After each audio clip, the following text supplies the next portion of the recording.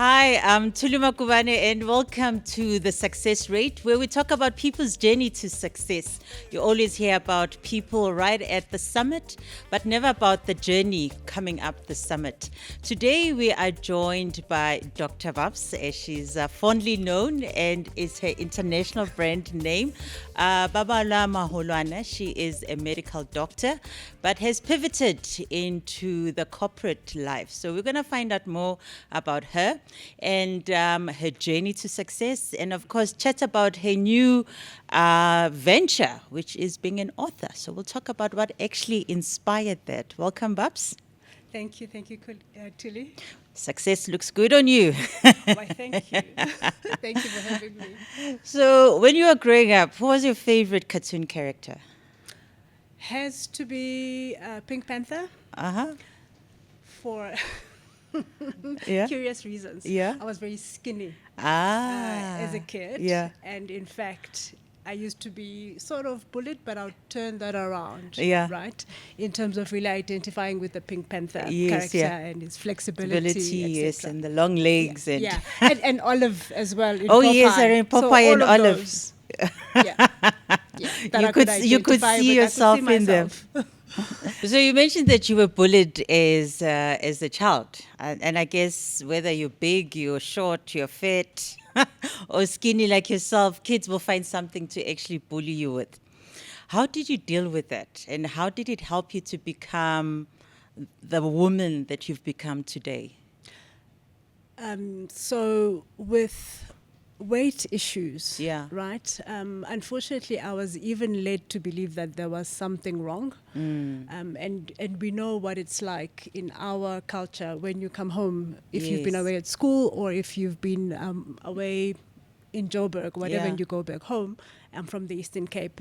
And even the aunts will say, "Oh, have you lost weight again?" So after a while, I learned to flip the question Yes. and say, "Well, have you gained weight?" Just so that So people you became the spicy no, child. no, but exactly, but so that people could also understand that it's completely inappropriate Yes. to comment about somebody's weight, and that's how I dealt with that, and, yeah. and normalized it for myself in terms of accepting that this is who I am. Yes, yeah. And how did that build, I guess, that characteristic in you, being able to easily take any challenge or confrontation and flip it And that's what and make it positive? Yeah. And that's what it did. It taught me to just roll with the punches, but most importantly, to really accept myself. And I Yes. think self-acceptance is the biggest part of self-awareness Yes. that can then build one to be the best version of yourself. themselves. True.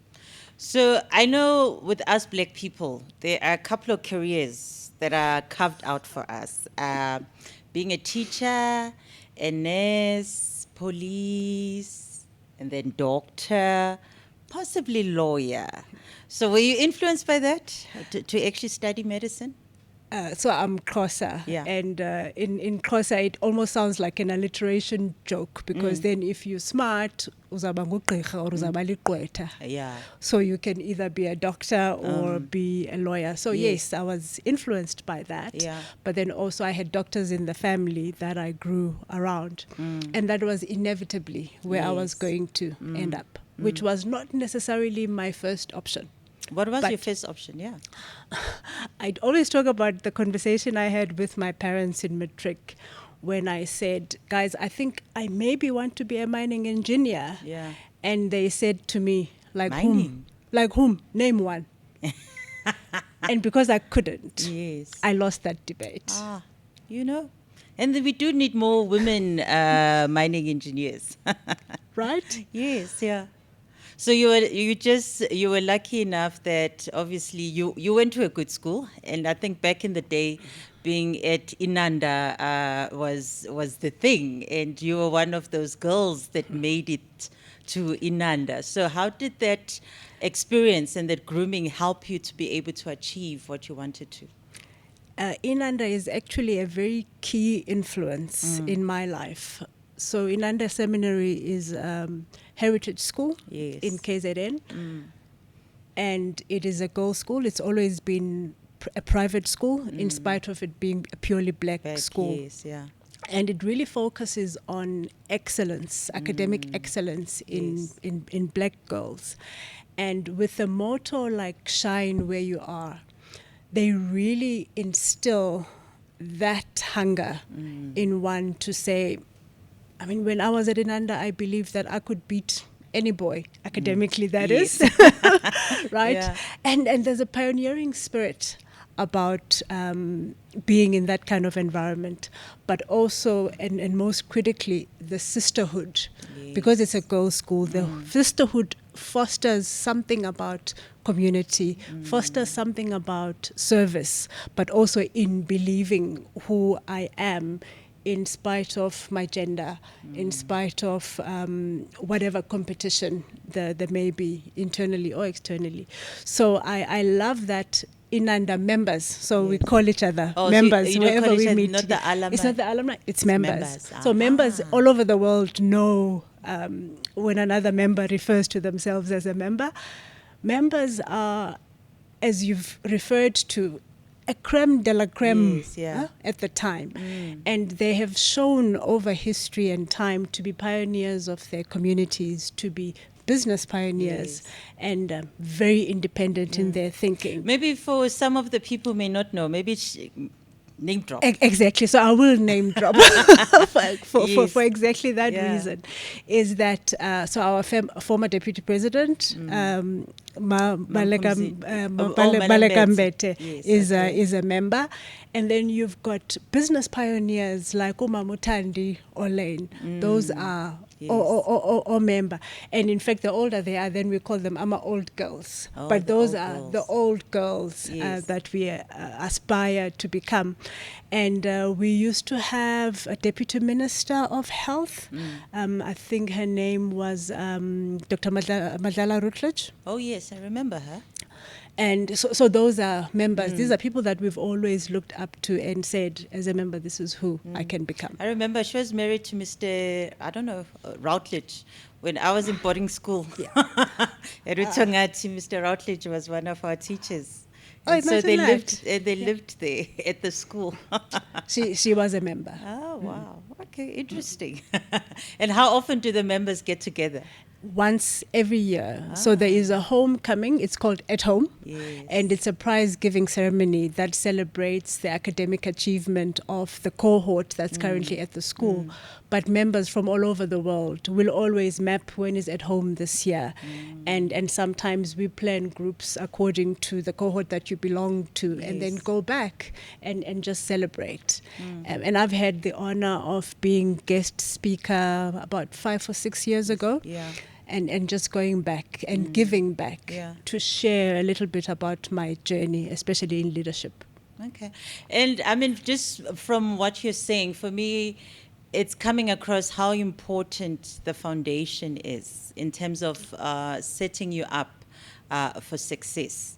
So if you did not have that foundation, do you think you would have achieved the same level of success you have up to now? The foundation is everything. Yeah. One of my favorite international pastors talks about people who are destined for a skyscraper type of destiny, where you then are likened to a bamboo whose roots stay underground for about 5 years, just so that they can be grounded and grow really, really deep. And he always says that, and there are people who expect to build a skyscraper destiny on a chicken coop foundation. That will never stand. So the foundation is everything. And no matter how deeply it takes you in terms of rooting. And often people with destiny experience that in their lives. And life experience can sometimes be really, really painful. And so those were formative years. But since then, I've become a student of life. And I've found that every life experience has informed who I am. Yeah. And obviously you started off your career in medicine and then moved on to corporate. I think half of doctors do that. You moved to pharmaceutical or the health industry because obviously you have the right background. What were some of the challenges that you encountered in corporate? I moved to corporate at a time when I think we were just, as black women especially, beginning to be involved in the field. Because when I left the Eastern Cape, I left on the premise that there's this pharmaceutical industry, which I had just myself discovered. I didn't know about this when I finished med school, that there's this pharmaceutical industry to actually conquer. It's full of males, white males, as the rest of corporate South Africa, because any industry really becomes a microcosm of what we see in corporate South Africa. And that really became my purpose and my drive to say that I'm going to see the impact I can make in this industry. Yes. But obviously then coming in as a fresh rookie, one really has to earn their stripes and one has to grow in it. And I think one of my first challenges, which interestingly remains a challenge through the course of my career, and as I've been making different pivots within the career, is being pigeonholed. Yes. Because you are a doctor, therefore your role is then defined in that corner, which is the scientific input, whereas I would later learn that I could be in marketing, that I could do regulatory, I could be in quality. And then eventually I grew into leadership. Yes. And believe it or not, that's where I found my calling, to say that this is what I actually really love. I love the impact that I can make on people as a leader. Great. And your definition of success? Success for me is about impact. Because it speaks to, I think, the kind of leader that I am. I'm a servant leader. Yes. So for me, service is everything. In fact, service is my third highest personal value.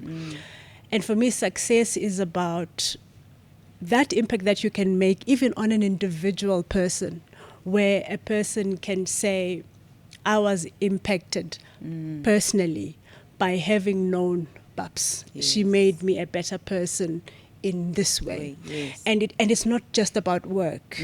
It's about making people better as people so that they can also contribute. And it's really about the ripple effect of Yes, that, yeah. which is why service is important, and then ultimately the legacy that one leaves behind, whether you're leaving a workplace or ultimately at the end of one's life, which then links to my critical questions about purpose. So you mentioned that service is your third highest value. What are the first two?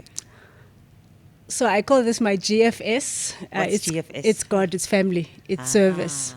So okay. my faith is my number one, and family, and ultimately service. Sounds good. So outside of obviously the serious side of family, career, and all of that, you mentioned you're a cyclist. Do you still cycle? I had to retire. Yes. So I took early retirement from cycling after a rather nasty accident. I almost lost half my face, as I like to say. So if you look really, really closely, no, even you can't actually see it, because I had brilliant plastic surgeons that took care of me. Yeah. So I had a nasty accident when we were, at the time we were preparing for the 947 in Joburg, and this was way back in 2015. So I don't cycle anymore. And how many did you do? That was going to be my first one. This is the one that we're building up to, and it was going to be the big one. And then Cape Town, is it the Two Oceans as well? The Cape Argus. Argus, sorry. Two Oceans. It used to be the Cape Argus at the time. I don't even know, because these brands change with time. Change. And how many times did you ride that one? I didn't even get to do the Cape Argus. It's okay. So what's your passion now? Well, cycling was my first love. Yes. And you know what they say about first love. And I'm yet to find something that is half as enjoyable. So in terms of my exercise routine now, thank goodness for YouTube, because now I find specific YouTube videos for... Do you do those wall pilates? No. Things? I do the belly fat over the age of 40 because that's why I'm in life. Yeah. But I think my second love since about 2010 was Zumba. So I still love Zumba. Every now and again, if I can get an opportunity, Do you do I the participate live classes? I can do a live class, or even on YouTube as well. Yes, yeah. Hi, I'm Thuli Magubane, and I guess if you are watching right now, you've made it halfway through the episode, you're enjoying it. What's stopping you from subscribing? So go ahead, hit the subscribe button, hit the notification button, and don't forget to share. We want as many people to know about the success rate because we've got good stories that we're telling here. And then how do you find balance and maintain balance in your life with all the different roles and responsibilities you have? Balance is, I think, the holy grail. In fact, it's a misnomer because I don't think we Anyone get can- to find the yes. balance. What we get to do is to integrate. And we integrate the best of what we have at any given time. And on any given day, we've got a finite number of hours. True, yeah. And therefore, one has to prioritize. But with prioritizing, then understand that you're going to have some trade-offs and accept that and move on to the next day. Yeah. Really, the only way to do this balance thing is a day at a time. Because I'm curious, how did you find the time to write? I'm always amazed at people who've authored books, and you've recently authored a book. Tell us about the journey, and how did you find the time? So that's an interesting question and a good one, because in order for me to do my master's in corporate strategy, and I Yes. graduated in 2021, I needed to actually take an academic sabbatical. So after doing that, I imagined that for me to actually commit to this book, I would need another sabbatical, except that you can only take so many sabbaticals. True, yes, yeah. You need to afford Not to unless take you one. have a blesser. Exactly. You need to be able. Fortunately, I did have a blesser for the masters, at Yes. least for that sabbatical. Yeah. But then that you need to have a sustainable routine, and I can't. Looking back now at exactly this time last year, because it was the 9th of April, which was Easter Sunday, where I knew after having taken the Lent fast Yes. that I needed to do this. And I said, but God, where am I going to find the time? Yes. And I didn't find the time. You do not find the time because you don't get extra hours in a day, which means you basically have to make it up, Yes. which is what we do with most of life anyway, You is that make we the make time. it up as we go along. So I made up the time. I steal time in the middle of the night. I steal time in the morning. The most interesting argument that I had, and I have to add Yeah. this, I'm a blushing fresh bride. And my husband gave me this look when I expressed that I needed to take my MacBook to our honeymoon, just in case I could find And 5 a minutes gap, to be yes. inspired. And he was like, say what? Yes. Yeah. I yeah. hope you didn't write during the honeymoon. My lips are sealed. Okay. All right. So tell us about the book. The book is looking at a cross section of my life, which is where I am now, and that is really the crux of it. And the title? The title is The After 40 Dilemma. And it's really about a question you asked. It's about balancing life, love, and purpose. Yes. Especially now in the kind of society where the woman can have it all. But the main critical question for me and what I was trying to balance or juggle Yes. was whether it was possible to have everything all at once and all together. Or whether you So- need to make trade-offs. Exactly, and what those trade-offs actually entail. And it goes into depth about some of my experiences in terms of the biological life of somebody who's over the age of 40. 40, yes. Where all of a sudden, even though I had a child early in my 20s, so she's turning 21 in a few weeks, but over 40 now I find that maybe I still have it in me to be an older mum, but suddenly it's not up to me. Yes. Because the age of the eggs becomes an issue. And whether it's an issue of secondary infertility or, as in my case, recurrent miscarriages. So I share openly that, about this kind of journey. And because life is so complex, such doesn't happen on its own. So when this happened, I was actually in the middle of my master's and needing to put together my thesis and like simply carry on and pivot to the next and the next. And a very big theme in the book is that of mental health. Yes. So whether it was my mental health crises or the repercussions of my choice to be a single parent for most of my child's life, where she now had her own mental health issues to deal with, and how as a mum then to best support that. And being a doctor, one of the key things that I realized is that when it comes to your own family, in fact, when it comes to even your own mental health, you can only do so much. There comes a point where you have to say, I need to trust the people that are actually taking care of this child to make those decisions. So it delves very deeply into those issues. And then, of course, I want it to be an empowering book for women, because ultimately it's a story of triumph. It's the story about resilience and really gritting through life, getting the help that one needs to... And knowing when to call for help. Exactly, Yes, exactly. And sometimes being proactive. In fact, most of the time being proactive about self-care. I know that self-care is a very loose term that we use, but self in this instance relates to not just physical health, but emotional health, mental health, spiritual health, critically. Sounds interesting. When are we releasing the book? This is a watch this space, right? Yes, I've started doing some interviews just to get people to firstly know who I am, where I've come from, and hopefully to get my readers to trust my voice even beforehand. And hopefully by the time we get to release, and I want to release both in an ebook format as well as print. But I do want readers to be hungry for this one by the time they get their hands on it. Did you find the process therapeutic, writing that book, sharing deeply personal experiences? It is a very, very big part of my healing, of the healing process itself.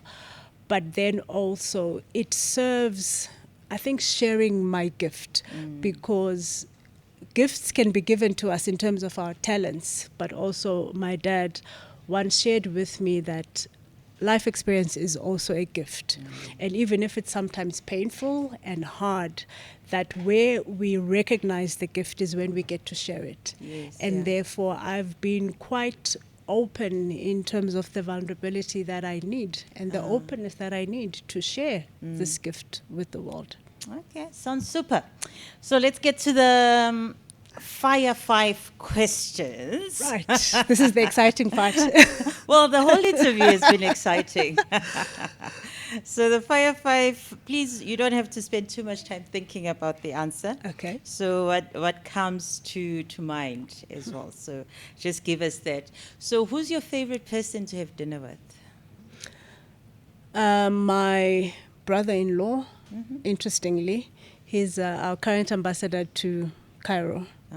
He's based in Egypt. So I love having deep conversations about all his diplomatic duties and all the countries that he's been to.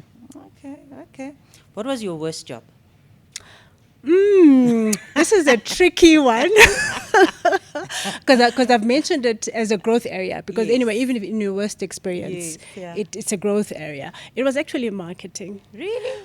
Because I got frustrated in describing how blue is the blue, because there's the blue that's supposed to evoke calm, and there's the blue that, and I thought to myself, Blue is blue.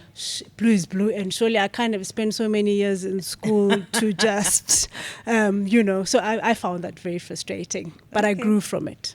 You grew nonetheless. I like that. So TV shows, Grey's Anatomy or The Good Doctor? Grey's Anatomy, definitely. Yeah. Because of the love story. I could identify with that. So you're a romantic at heart. I am. I could identify with interns and junior doctors causing all sorts of trouble in hospital and focusing on other activities other than being on call. Okay. Yeah. And if you had to have a pet, cat or dog? Dog. Dog. I think I've grown into liking dogs. My daughter still tries to convince me every day to get a dog. Cats are too independent for me. I'm still a bit of a control freak, even though I'm still working on that. Dom or piano? What's the difference? Okay, we'll leave it at that. So, but what music do you listen to then when you unwind?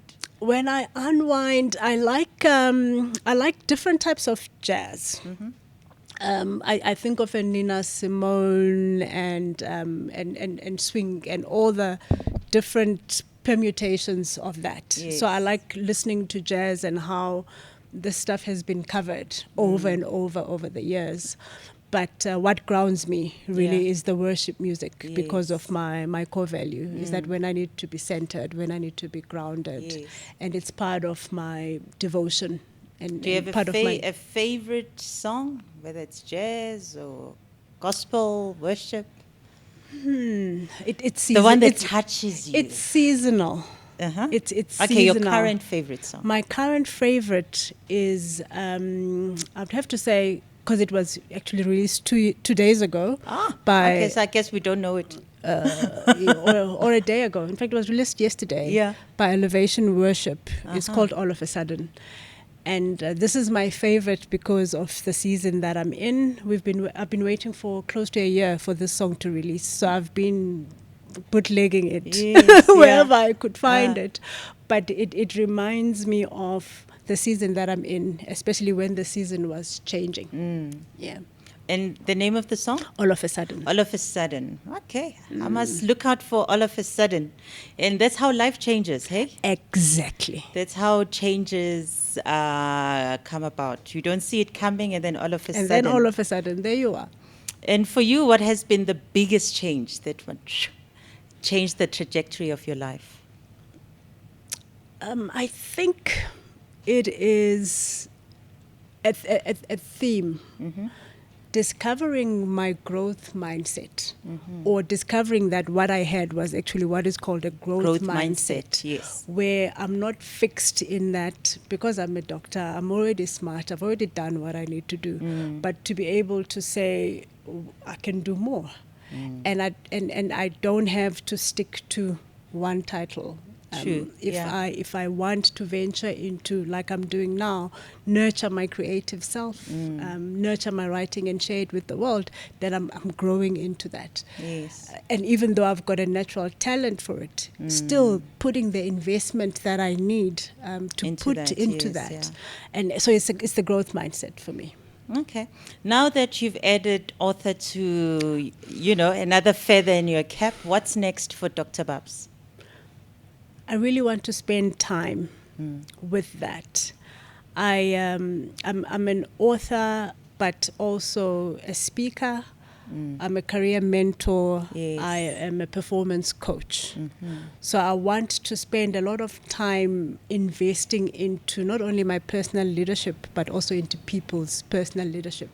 And I think that's what then puts all of it together. So I want to spend time immersing myself in that. Okay. And then as we wrap up, parting shots about success. So success is fluid to define because it does depend on who's defining it for you. Yes, yeah. And maybe then one has to be centered enough to learn to define it for themselves. And that is something that I link back then to my personal values.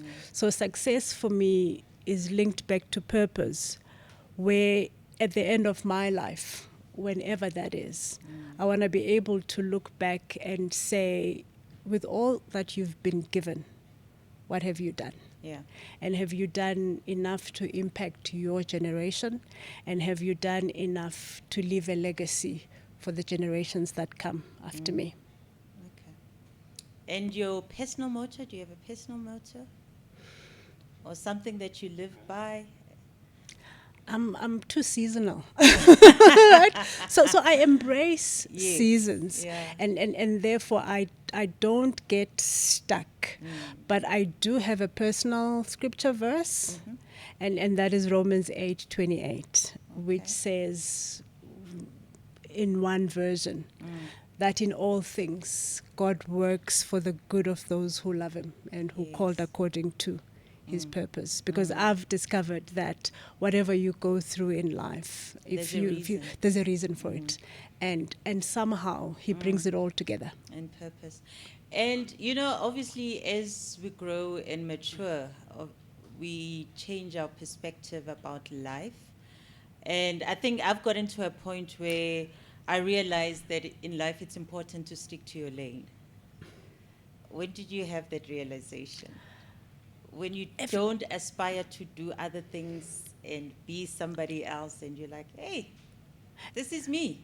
Everything for me happened or became clearer after 40. Yeah. And as much as 40 is an age that women dread, life truly does begin. And for me, for life to begin for me, it took getting over myself. And somehow that happens over 40. Is that like you look at yourself and you're taking like, yourself too you're like, seriously, you know girl." what? I'm over this. Yes. It's okay.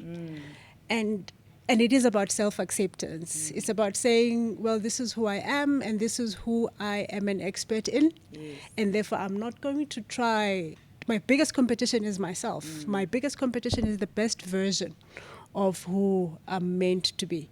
So it was the big milestone, which was around the age of 40. All right. Sounds interesting. Looking forward to the book, The After 40 Dilemma. And for someone who's not 40 yet, do you think they can relate to it? I certainly hope so. Yeah. And it goes back to what you've just said now about how we change and evolve over time. And what I've actually done with the book is to start with a conversation that is with my 20-year-old self. So I do a flashback to my 20s and my 30s, because I'm hoping that even younger women can relate to some of the issues that I deal with, particularly issues of single parenting. Yes. And if you've been a single parent, chances are one day you will be a blended family parent. So I deal with those issues. Mental health issues are cross-cutting, regardless of age or gender. And certainly career pivoting and this growth mindset that I referred to is also something that can speak to all sorts of audiences or all sorts of readers. Sounds awesome. Thank you very much, Dr. Babs, for joining us today. It's been a pleasure having you. And I wish you all the best with the book launch and the next chapter of your life. Thank you. Thank you so much for having me. It's been such a pleasure. Thanks to you. If you enjoyed our conversation today, make sure that you subscribe to The Success Rate. Tell your friends and family about it. Make sure you hit the notification button so you know when new episodes are loaded. And of course, don't forget to comment. We want to hear about your story and if you can relate to Dr. Babs' story.